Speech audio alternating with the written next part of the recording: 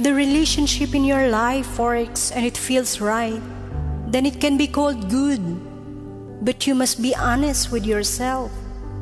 Good does not mean the same to everyone. What may feel right from the inside may look strange from the outside.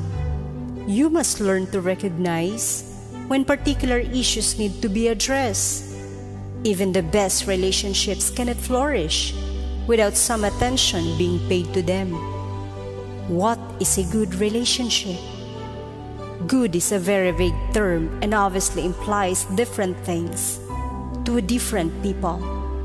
Whatever the particulars of the term may mean, they are positive. In a good relationship, both people feel positive levels of comfort and acceptance that allows them to function well. When it comes to mothers-in-law, the measure of what makes the relationship a good one varies greatly.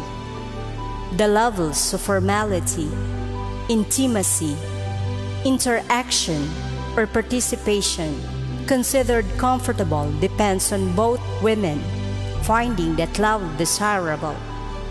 If either woman feels great discomfort with the other, the relationship cannot be considered a successful one. For one woman, the sign of a good relationship with her mother-in-law may be that her mother-in-law is intimately involved in her daily activities. To another woman, this kind of involvement may seem overbearing or invasive. Some daughters-in-law feel that good relationships with their mothers-in-law mean that the mothers-in-law do not impose themselves in any way in their sons' families. Still, other women may experience the absence of their mother-in-law's involvement in their families' lives as neglect or rejection. A good place to begin to create a good relationship is to be sensitive to each other's position. For example, Leah, who is an accountant, does not feel intimidated or resentful of the time her husband spends with his mother. In fact, she encourages it. Once a year, my mother-in-law and her husband go on vacation for a week at the beach with all their children. I don't go because my kids are in school then, but I encourage my husband to go because they all have a good time, and it is a time for her to enjoy her children all to herself. We go on another vacation with spouses and children and grandparents, but this is a good special time for them, and I think that's great. Leah's mother-in-law was a good support when Leah needed someone to be there for her. When I had each of the 3 children, she was there to help. She got the meals for everyone without being bothersome. She's overly generous at birthdays and Christmas with gifts she knows I'd like.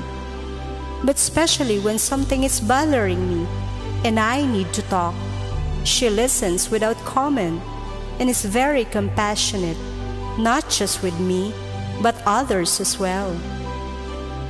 Leah knows that things are not always perfect, and that although she is like a daughter, she is in fact not a daughter. When speaking of her relationship with her mother-in-law, she said, it changed for a while when her daughter got pregnant with her first child, at the same time that I was pregnant with my 3rd child. My sister-in-law acted as if I were competing for her mother's attention, which was not the case.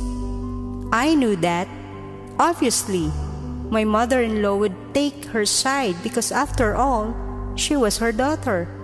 But Leah also acknowledges that her mother-in-law tries to make things work and gives her credit for being aware of the importance of helping the relationship to stay emotionally open and supportive.